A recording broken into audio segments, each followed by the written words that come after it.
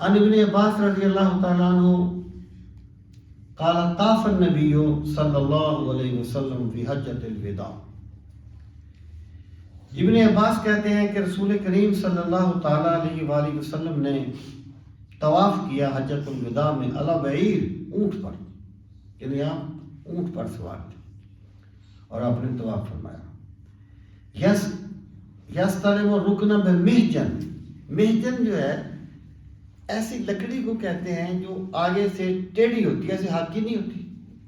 یعنی اگر آپ ہاکی کا عربی کرنا چاہیں تو وہ اس کا قریب ترین لفظ محجن ہے.